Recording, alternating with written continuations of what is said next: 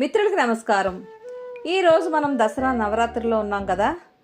అమ్మవారి 18 శక్తిపీఠాలలో 5వ శక్తిపీఠమైన అలంపురం జోగులాంబ ఆలయాన్ని 1500 సంవత్సరాల పూర్వం నిర్మించిన ఈ ఆలయంతో పాటుగా నవబ్రహ్మేశ్వర ఆలయాలను 24 పాపనాశ ఆలయాల సమూహాన్ని కృష్ణా తుంగభద్రా నదుల సంగమ ప్రదేశంలోని సంగమేశ్వర ఆలయాలను చూస్తూ ఆలయ చరిత్రని, ఈ ఆలయంలో పూజా కార్యక్రమాల వివరాలను, ఈ ప్రదేశానికి ఎలా రావాలో వివరంగా ఈ వీడియోలో చూసేద్దాం రండి. విషయంలోనికి వెళ్తే, దక్షిణ కాశీగా ఆలయాల గ్రామంగా పిలిచే అలంపురం పట్టణం గురించి స్కాంద పురాణం రసరత్నాకరంలోనూ రాసి ఉన్నది.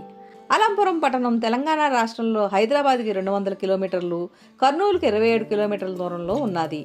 మేమైతే హైదరాబాద్ నుండి ఉదయం 5 గంటలకి హైదరాబాద్ టు గుంటూరు ట్రైన్లో బయలుదేరి ఉదయం 10 గంటల 30 నిమిషాలకి అలంపురం రోడ్డుకి చేరుకున్నాము.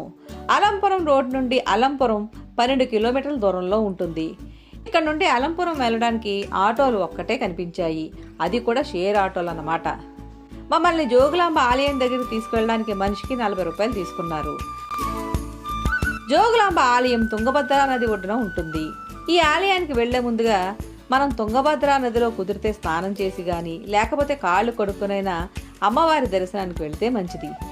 ఈ నది ఒడ్డునే పెద్దలకి పిండ ప్రదానాలను కూడా చేస్తూ ఉన్నారు. ఇప్పుడు మనం చూస్తున్న ఆలయాలలో జోగులాంబ బాలబ్రహ్మేశ్వరుని ఆలయాలు ప్రధానమైన ఆలయాలు. మనం ముందుగా జోగులాంబ తల్లిని దర్శించుకుందాం రండి. మనం దర్శించుకునే జోగులాంబ తల్లి పార్వతీదేవి 18 శక్తిపీఠాలలో పై దవడతో కలిపిన దంతాలు పడిన ప్రదేశంగా చెప్తున్నారు. మనం ఆలయం లోపలికి వెళ్ళేటప్పుడు అంతరాలయ దర్శనానికి కానీ, ప్రత్యేక పూజలకి, కుంకుమార్చనలకి సంబంధించిన పూజా టికెట్లన్నీ కూడా బయటే తీసుకోవాలి. ఆలయం ఎదురుగానే అమ్మవారికి చీర, పూలు, పసుపు, కుంకాలు అమ్మే షాపులు ఉన్నాయి. ఆలయం అయితే విశాలమైన ప్రాంగణంలో ఉంటుంది. ఆలయం లోపలికి వెళ్ళేటప్పుడు ఆలయ మండపం స్తంభాలపైన 18 శక్తిపీఠాలు కొలువై ఉన్నాయి చూడండి. జోగులాంబ అనే పదం యోగినుల అమ్మ నుండి వచ్చిందట. ఈ ఆలయంలో ఉండే అమ్మవారి రూపం ఒక ప్రత్యేకమైన రూపం. ఈ రూపం భారతదేశంలో మరి ఎక్కడా ఉండదట.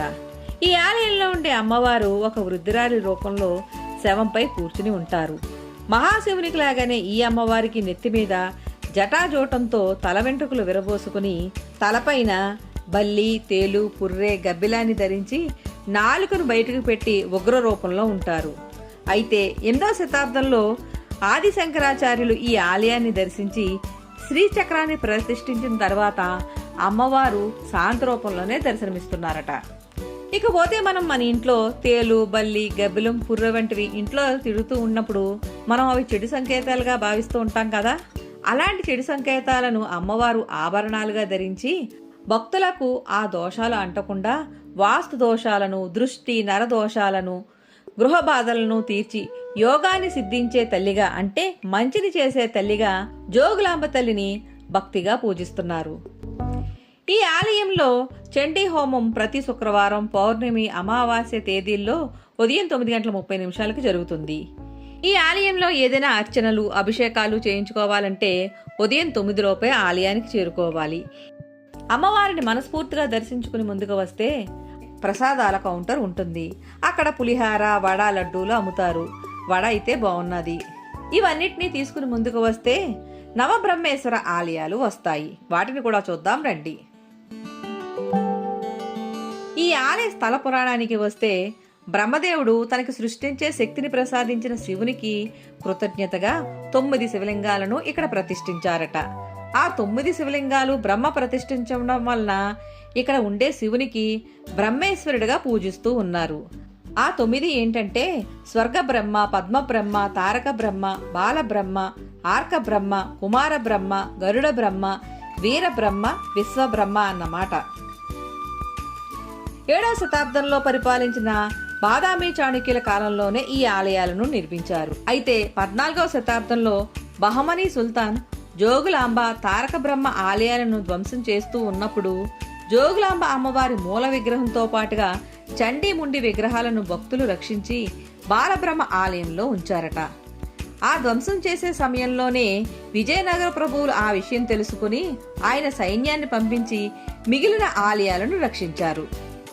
ఇవన్నీ జరిగిన చాలా కాలం తర్వాత, అంటే 2005 ఫిబ్రవరి 13న జోగులాంబ తల్లికి పాత ఆలయం ఉన్న ప్రదేశంలోనే కొత్త ఆలయాన్ని నిర్మించి బాలబ్రహ్మేశ్వరుని ఆలయంలో ఉండే జోగులాంబ మూల విగ్రహాన్ని మనం చూస్తున్న కొత్త ఆలయంలోనికి మార్చారు. ఇకపోతే నవబ్రహ్మేశ్వర ఆలయంలో ముఖ్యమైనది బాలబ్రహ్మేశ్వరుని ఆలయం. ఈ ఆలయంలో ఉండే శివలింగం ఆవు పాదాల ఆకారంలో ఉంటుంది.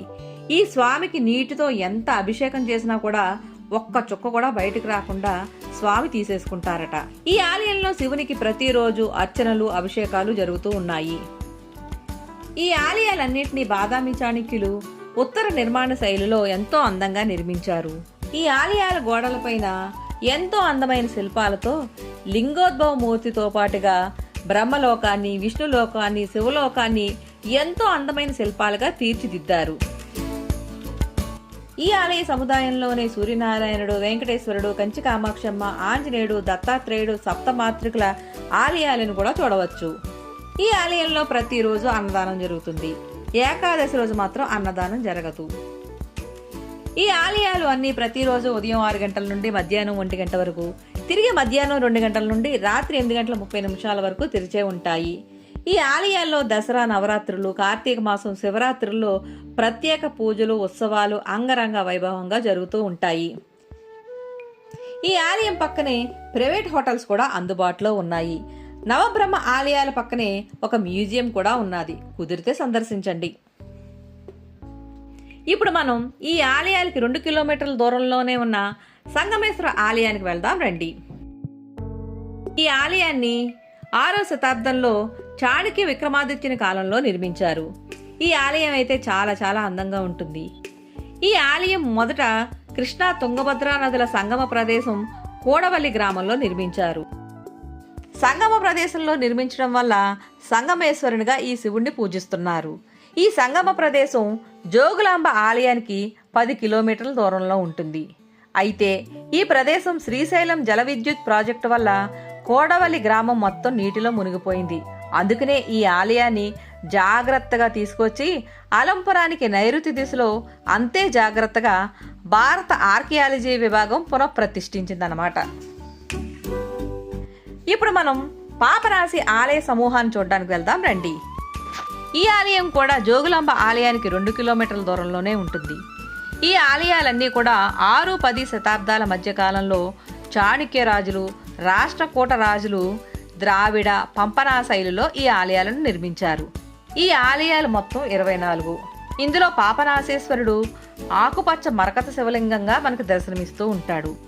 పాపనాశేశ్వరుడు అంటే పాపాలను హరించి మోక్షాన్ని ఇస్తాడని భక్తులు నమ్ముతూ ఉంటారు. అంతేకాకుండా పితృదోషాలతో ఇబ్బందులు పడేవారు ఈ ఆలయంలో దోష పరిహార పూజలు కూడా చేయిస్తున్నారు. ఈ ఆలయాలలో 18 శివలింగాలతో పాటుగా సూర్య భగవానుడు, విష్ణుమూర్తి, అష్టలక్ష్మి, కుబేరుడు, మహిషాసురమర్దని, అష్టదిక్పాలకులు ఇలా చాలా ఆలయాలు కూడా ఉన్నాయి. అయితే ఈ ఆలయాలు గతంలో శ్రీశైలంలోని ప్రాజెక్టులో భాగంగానే ఈ ప్రాంతానికి మార్చడం జరిగింది. ఈ ఆలయాలన్నీ కూడా చాలా విశాలమైన ప్రాంగణంలో అందంగా ఉన్నాయి. ఇకపోతే ఈ ఆలయానికి ఎలా రావాలనుకుంటే, ఈ జోగులాంబ ఆలయానికి విమానంలో రావాలనుకుంటే ముందుగా హైదరాబాద్కి చేరుకుని హైదరాబాద్ నుంచి ట్రైన్లో కానీ, బస్సులో కానీ, క్యాబ్లో కానీ అలంపురానికి చేరుకోవాలి. అదే ట్రైన్లో రావాలనుకుంటే అలంపురం జోగులాంబ రోడ్డుకి కానీ, కర్నూలుకి కానీ ట్రైన్లో వచ్చి అక్కడ నుండి బస్సులో కానీ, ఆటోలో కానీ, క్యాబ్లో కానీ అలంపురం జోగులాంబ ఆలయానికి చేరుకోవాలి. అలంపురంలో రోడ్లు అయితే బాగున్నాయి కానీ రవాణా సౌకర్యాలు అయితే అంతగా లేవు. మేమైతే రైల్వే స్టేషన్లో మేము ఎక్కిన ఆటోలోనే షేరింగ్తో మొత్తం ఆలయాలన్నీ చూడడానికి మనిషికి 150 రూపాయలు ఇచ్చాము. ఇవన్నీ చూసిన తర్వాత మేము తిరిగి మధ్యాహ్నం 3:30 కర్నూలు టు సికింద్రాబాద్ ఇంటర్సిటీలో రాత్రి 8:30 సికింద్రాబాద్ చేరుకున్నాము. ఫ్రెండ్స్, మన జీవితంలో తప్పకుండా చూడవలసిన అతి పురాతనమైన ఆలయాలు ఇవన్నీ కూడా. కుదిరితే మీరు కూడా దర్శించుకోండి. ఈ వీడియోకి సంబంధించిన సమాచారం ఏదైనా కావాలనుకుంటే కామెంట్ చేయండి. ఈ వీడియో కనుక మీకు నచ్చినట్లయితే లైక్ చేయడం, కామెంట్ చేయడం మర్చిపోకండి. మరొక మంచి విషయంతో మళ్ళీ కలుద్దాం. Thank you.